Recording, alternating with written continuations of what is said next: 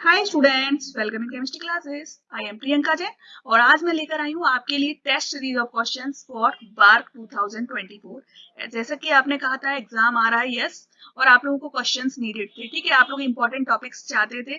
तो मैंने यहाँ पर क्या स्टार्ट किया है कि मैं अलग अलग टॉपिक्स लूंगी, यानी कि अलग अलग प्लेलिस्ट उठाऊंगी और उस पर आपको कुछ क्वेश्चंस दूंगी। आप इन्हें सॉल्व करके देखिएगा। अगर आपसे सॉल्व नहीं होते तो आप यहाँ पर मेरे साथ इन्हें सॉल्व करने की प्रैक्टिस करिए, ठीक है। और बार्क के अलावा दूसरे एग्जाम्स के लिए भी अगर आप प्रिपेयर कर रहे हैं तो आप इन वीडियोस को देख सकते हैं, क्योंकि ये क्वेश्चंस वेरी इंपॉर्टेंट है। मैंने अलग अलग बुक से इन्हें लिया है और कुछ बार्क के एग्जाम से भी लिए हुए हैं। तो आई थिंक आपको ये क्वेश्चंस काफी बेनिफिट देंगे, ठीक है। तो इन क्वेश्चंस को लगाइए। और अगर आपको इलेक्ट्रोकेमिस्ट्री के क्विक रिव्यू नहीं देखे हैं, आपने मेरे लेक्चर्स पढ़े हुए हैं क्विक रिव्यू के, ठीक है, अगर आपके टॉपिक्स क्लियर नहीं है और आप चाहते हो फटाफट से इनको रिवाइज कर लें, तो क्विक रिव्यू है। यहाँ पर आपको फॉर्मूलाज और डायरेक्ट जो भी इंपॉर्टेंट ठीक है वो आपको मिल जाएंगी फटाफट से, ठीक है। तो इन लेक्चर्स को देख लीजिएगा, लिंक इसका डिस्क्रिप्शन बॉक्स में भी है, कार्ड्स में भी है। चलिए स्टार्ट करते हैं। तो देखिए क्वेश्चन क्या है। Specific conductance of a decimolar solution of KCl at 18 degree centigrade is 1.12 siemens per metre. The resistance of the conductivity cell containing solution at 18 degree centigrade was found to be 55 ohm.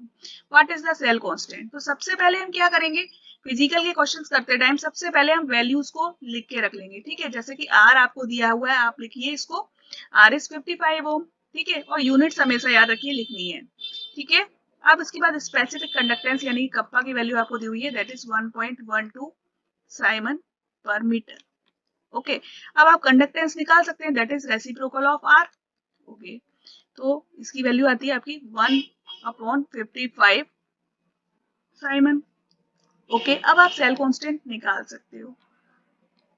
Cell constant जानते हो आप क्या होता है, that is kappa upon G. Okay, तो इसकी value आती है आपकी 1.12 divided by 1/55, that will be equal to 61.6 पर मीटर। तो ये आपका आंसर होगा। चलिए नेक्स्ट क्वेश्चन देखते हैं। अब देखिए नेक्स्ट क्वेश्चन में आपसे पूछा गया है आयनिक स्ट्रेंथ के बारे में। Calculate the ionic strength of 0.15 molar KCl solution, 0.25 molar K2SO4 solution, 0.2 molar BaCl2 solution, and a solution which is 0.1 molar in KCl and 0.2 molar in K2SO4। तो एक बार आप इस क्वेश्चन को लगा लेते हैं तो आपकी जितनी भी आयनिक स्ट्रेंथ को लेकर प्रॉब्लम्स होंगी वो सारी सॉल्व आउट हो जाएंगी, ठीक है। तो आप जानते हो आयनिक स्ट्रेंथ किससे निकाली जाती है, क्या फॉर्मूला होता है, half M1Z1 square plus M2Z2 square and so on, ठीक है। जो भी आयंस आपको दिए हुए हैं उनकी क्या करना है, आपको मोलरिटी को मल्टीप्लाई करना है वैलेंसी के स्क्वायर के साथ और इस तरीके से आप निकाल लेते हो, ठीक है। तो फर्स्ट वाला आप सॉल्व आउट करो। आपको दिया है 0.15 मोलर KCl सॉल्यूशन। तो KCl सॉल्यूशन के लिए दो आयंस है यहाँ पर, एक K प्लस और एक Cl माइनस, ठीक है। तो I की वैल्यू आपकी क्या आएगी, हाफ। अब M1 की वैल्यू यहाँ पर मोलरिटी दोनों की 0.15 ही रहेगी, 0.15 इंटू वैलेंसी भी दोनों की 1 है तो 1 का स्क्वायर कर दीजिए, 0.15 इंटू 1 का स्क्वायर, तो आपकी वैल्यू कितनी आ जाती है, 0.15, ठीक है। अभी सेकंड देखिए। अब K2SO4 आपको दिया है, जरा ध्यान से देखिए यहाँ पर क्या करना है। K2SO4 दिया है तो आपको क्या है, दो K प्लस आयंस है, ठीक है, और एक आपको दिया है SO4 माइनस 2 आयन। जो कैटायन की मोलरिटी है वो क्या हो जाएगी, दो है ना कैटायंस, तो 2 इंटू मोलरिटी आपको दी क्या थी 0.25, तो ये वैल्यू आ जाती है आपकी 0.50। ओके, इसी तरह से एनायन की आप देखते हो तो वो कितनी होती है 0.25, क्योंकि एक ही सल्फेट आयन है, ठीक है। अब हम निकाल लेते हैं I is equal to half, value put करिए आप 0.50 इंटू 1 का स्क्वायर प्लस 0.25 इंटू 2 का स्क्वायर, तो आपकी वैल्यू आती है 0.75, ठीक है। इसी तरीके से आपको BaCl2 वाला भी करना है। BaCl2 में भी सेम टाइप रहेगा, आप अपने आप करके देख सकते हो। Ba+2 एक है, ठीक है, एक Ba+2 है और दो दिए हुए हैं Cl माइनस। तो Ba+2 के लिए तो मोलरिटी क्या रहेगी, M पॉजिटिव के लिए रहेगी 0.2, ओके, और M निगेटिव के लिए क्या रहेगी, इसके लिए देखो दो Cl माइनस आयंस दिए हैं तो 0.2 इंटू 2 कर दीजिए, 0.4 हो गया। अब आप निकाल सकते हो I की value, I will be equal to half रख दीजिए 0.2 into 2 square plus 0.4 into 1 square, तो ये वैल्यू आपकी आएगी 0.6। ठीक है, अब नेक्स्ट आपको क्या दिया हुआ है 0.1 molar KCl plus 0.2 molar K2SO4। ठीक है, इसका एक मिक्सचर आपको दिया हुआ है।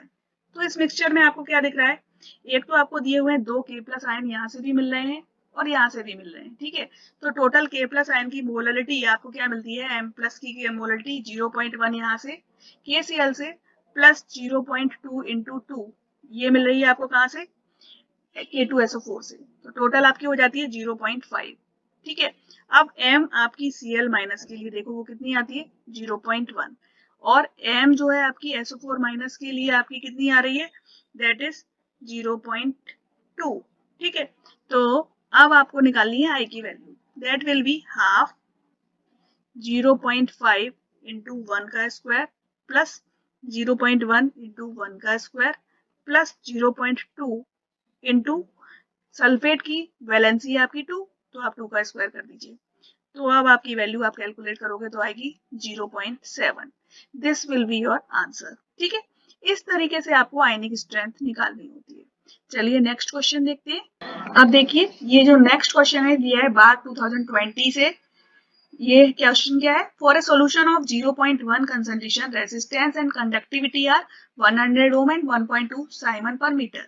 If the concentration is changed to 0.02 mole, resistance becomes 480 ohm. What will be molar conductance of 0.02 molar solution? ठीक है, ये आपको आंसर्स दिए हुए हैं ऑप्शंस। ठीक है, और आंसर दिया है साइमन मीटर स्क्वायर पर मोल में। ठीक है, अब आपको क्या करना है, यहाँ पर आपको सबसे पहले राइट डाउन करना है कि आपको दिया क्या क्या है। रेसिस्टेंस दिया हुआ है 100 ओम। ठीक है, और कंडक्टिविटी आपको दी हुई है, यानी कि कप्पा की वैल्यू आपको दी हुई है 1.2 साइमन पर मीटर। ये कब दिया हुआ है, जबकि कंसंट्रेशन है आपकी 0.1। ठीक है, उसके बाद आपको क्या दिया हुआ है, जब कंसंट्रेशन आपने चेंज करी 0.02 पर, तो आपको रेसिस्टेंस दिया हुआ है कितना हो गया 480 ओम। अब आपको पता लगाना है इस वैल्यू पर, आपको क्या पता लगाना है, इसकी वैल्यू पता लगानी है। तो अब हमको करना क्या होगा, देखिए सबसे पहले आपको आर की वैल्यू दी हुई है, कप्पा की वैल्यू दी हुई है। ठीक है, तो आप क्या निकाल सकते हो, सेल कांस्टेंट निकाल लोगे, R into kappa is equal to cell constant, आप ये जानते हो। ठीक है, तो हम यहाँ से वैल्यू निकाल लेते हैं सेल कांस्टेंट की, तो क्या आती है 100 इंटू 1.2, यानी कि ये आ जाती है आपकी 120 पर मीटर। ठीक है, अब इसके बाद आपको क्या करना है, देखिए सेल कांस्टेंट आपने निकाल लिया एक बार, तो ये फिक्स रहेगा किसी भी सेल के लिए, ये चेंज नहीं होने वाला है। अब आपका जो R1 था वो कितना था 100 ओम था, R2 हो गया 480 ओम। ठीक है, तो हमको क्या करना है, अब वापस से कप्पा की वैल्यू निकालनी पड़ेगी। ठीक है, तो अब कप्पा की वैल्यू क्या आएगी, आपको क्या कर देना है, इस G स्टार में से जो आपकी वैल्यू निकली थी इसमें से आपको माइनस कर देना है R की वैल्यू, वो सॉरी डिवाइड कर देना है, तो आपकी वैल्यू आ जाएगी फिर से कप्पा की, दैट विल बी 0.25 साइमन पर मोल। ये आपने निकाल लिया। ओके, अब आपको क्या करना है, अब आपको निकालना है दिस वन, और इसके लिए आप जानते हो फॉर्मूला क्या होता है, कप्पा डिवाइडेड बाय कंसंट्रेशन। तो कप्पा की वैल्यू आपको दी है 0.25 साइमन पर मीटर, और ये वैल्यू आपको दी हुई है कंसंट्रेशन की 0.02 पर, ये क्या है मोलल है, यानी मोल पर लीटर में आपको दिया हुआ है। तो इसको आपको क्या करना पड़ेगा, यहाँ से लीटर आपको हटाना पड़ेगा। ठीक है, ये लीटर -1 था, तो आप यहाँ पर कर दो 0.25 Simon per metre divided by 0.02 into क्या करेंगे आप 10 टू पावर -3, इसको -1 कर दीजिए, तो ये वैल्यू रिवर्स हो जाएगी कि नहीं, तो आपकी वैल्यू क्या आ जाएगी 0.02 10 to power 3 meter cube. Okay, ये हो जाएगा यहाँ पर। तो अब आप इसको जब सॉल्व करोगे तो इसका आंसर आता है 125 into 10 to power -4 siemens metre square mole inverse 1। Okay, तो this will be your answer. अब आप मैच करके देख सकते हो, ऑप्शन नंबर सी इसका राइट आंसर है। चलिए नेक्स्ट क्वेश्चन देखते हैं। ये देखिए यहाँ पर क्वेश्चन है बार 2019 से, फॉर अ सेल रिएक्शन। एक सेल रिएक्शन दिए, पीबी सॉलिड Hg2Cl2 सॉलिड से रिएक्ट कर रहा है और PbCl2S सॉलिड बन रहा है और 2Hg बन रहा है। The cell potential varies with temperature as, हमको ये दिया हुआ है कि सेल टेम्परेचर किस तरीके से वेराइज कर रहा है, E is equal to 1.45 into 10 to power -4 minus 5 into 10 to power -4 T. ठीक है, ये है। अब हमको पूछा गया है कि एंट्रोपी चेंज निकालना है for the reaction in joules per mole पर केल्विन। अब आप जानते हो, अगर आपने पढ़ा है ध्यान से तो आपको पता होगा इसका फॉर्मूला क्या होता है, del S is equal to NF del E upon del T at constant P। Okay, अब N की वैल्यू आप यहाँ पर देखोगे तो क्या हो रहा है, देखिए PB सॉलिड चेंज हो रहा है, PB ये देखो मैं यहीं पर लिख देती हूँ, PB सॉलिड आपका चेंज हो रहा है Pb+2 में, यानी कि ये 2 इलेक्ट्रॉन्स दे रहा है और यही 2 इलेक्ट्रॉन्स लेकर Hg+2 जो था वो इन 2 इलेक्ट्रॉन्स को लेकर Hg सॉलिड, यहाँ पर Hg फर्स्ट में चेंज हो रहा है। ठीक है, ये 2 इलेक्ट्रॉन्स ले रहा है तो यहाँ पर 2 बन जाएंगे इस तरीके से Hg+K। ओके, यानी कि टोटल 2 इलेक्ट्रॉन्स का इन्वॉल्वमेंट है, N की वैल्यू यहाँ पर होगी 2, F की वैल्यू आपको पता है 96,500 होती है। अब बचा del E upon del T, यानी टेम्परेचर के साथ में इस इलेक्ट्रोड पोटेंशियल का वेरिएशन। ठीक है, तो इसको निकालने के लिए हमको क्या करना पड़ेगा, ये जो आपको दिया हुआ है T के रिस्पेक्ट से आपको डिफरेंशियल करना है, मतलब del upon del T of this one, ये आपको करना है। ठीक है, इसका 1.45 into 10 to power -4 -5 into 10 to power -4 T. अब जब आप डिफरेंशिएशन करते हो, एक तो आपको हो सकता है डिफरेंशिएशन अच्छे से आता हो तो कोई दिक्कत ही नहीं है, आप कर लोगे। अगर आपको कहीं भी कोई भी डिफरेंशिएशन में दिक्कत आ रही है, आपको करना नहीं आता है या बायोलॉजी बैकग्राउंड से हो, तो मेरा एक वीडियो है डिफरेंशिएशन और इंटीग्रेशन पर बेस्ड जो मैथमेटिक्स है उस पर। ठीक है, इसका लिंक मैं आपको डिस्क्रिप्शन बॉक्स में भी दे दूंगी, कार्ड में भी दे दूंगी, आप उसको देखिएगा ध्यान से। ठीक है, तो आपको पूरा ये डिफरेंशिएशन करना आ जाएगा। यहाँ पर मैं आपको थोड़ा सा बता देती हूँ, डेल अपॉन डेल टी कर रहे हो यानी टी के रिस्पेक्ट से आप डिफरेंशिएशन कर रहे हो, तो इस टर्म में टी नहीं है, जिस भी टर्म में टी नहीं होगा वो कांस्टेंट होगी और उसकी वैल्यू 0 हो जाएगी। अब इस टर्म में आपको टी दिया हुआ है तो ये कुछ इस तरीके से है कि आपको दे दिया है डेल अपॉन डेल एक्स, अगर आप करते हो ना 2x का करते हो इस तरीके से है, तो क्या होता है आपका, देखो 2 तो बाहर आ जाता है, इसका आप करते हो तो 2 तो बाहर आ जाता है और जो ये x है इसका हो जाता है del X upon del X यानी कि 1, तो इसकी वैल्यू हो जाती है 2 के इक्वल।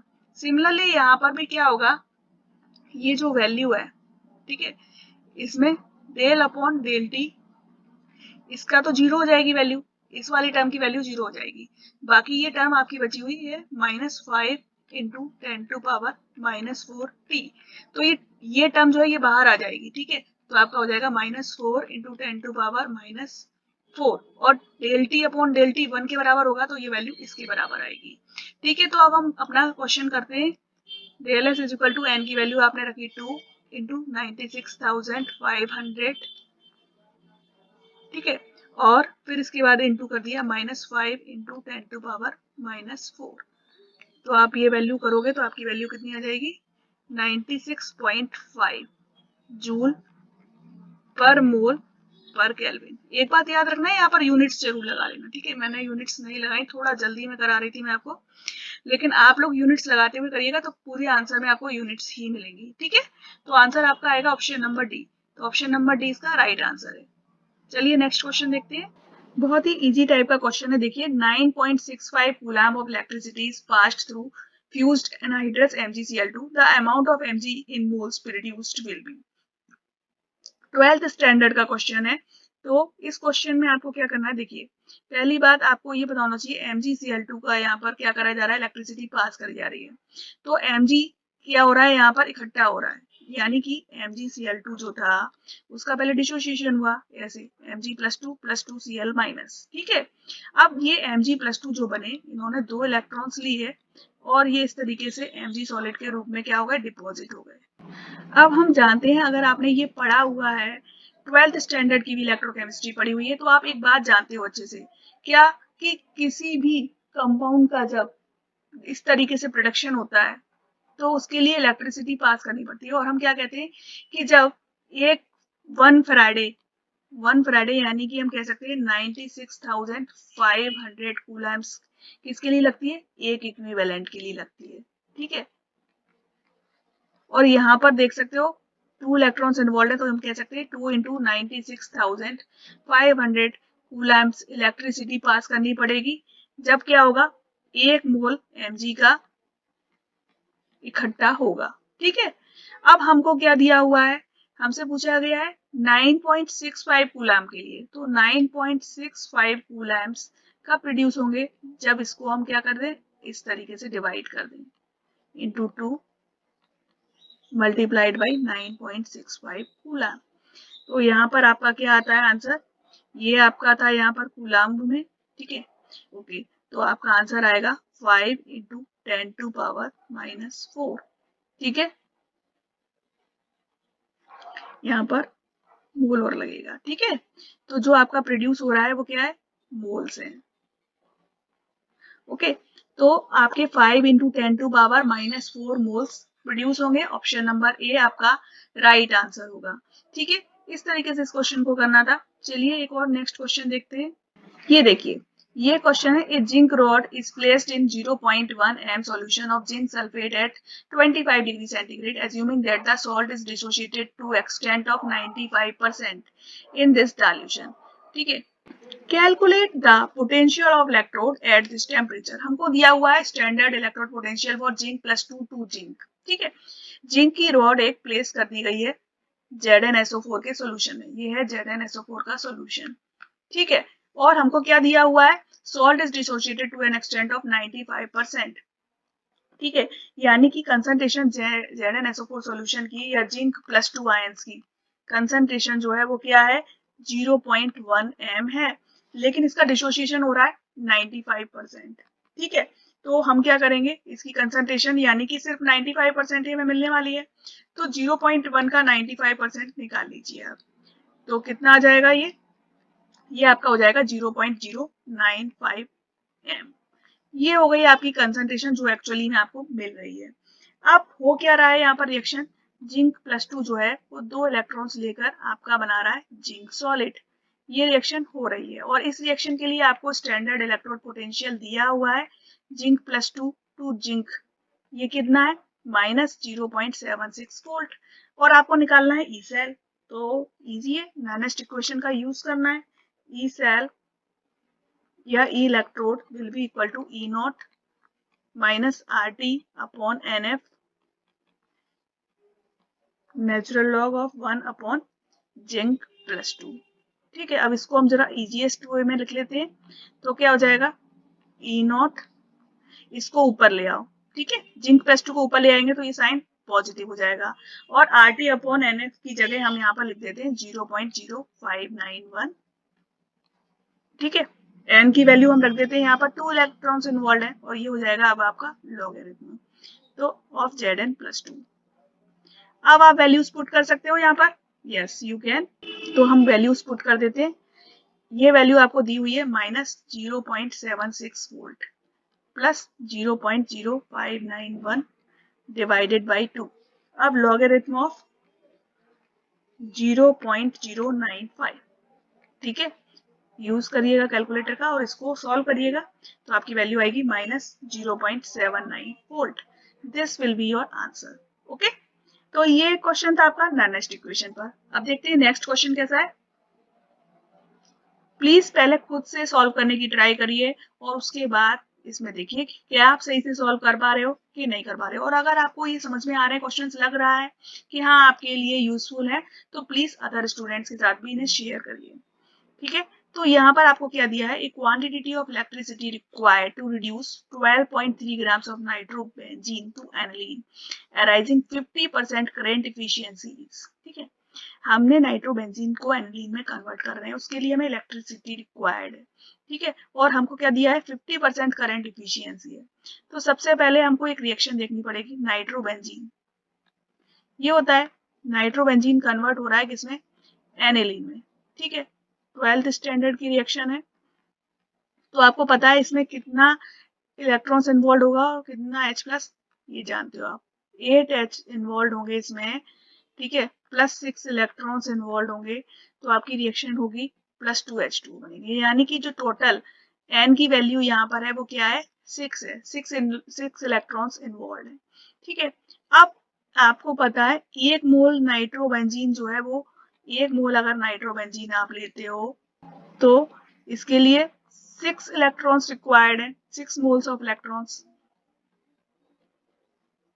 ठीक है, और हमको कितने मोल्स यहाँ पर दिए हुए नाइट्रोबेंजीन के 12.3 ग्राम्स दिया है, यानी कि इसको डिवाइड कर दो इसके मॉलिक्यूलर वेट से। मॉलिक्यूलर वेट कैसे निकालोगे, C6H5NO2 कैलकुलेट कर लेना, इससे कैलकुलेट हो जाएगा।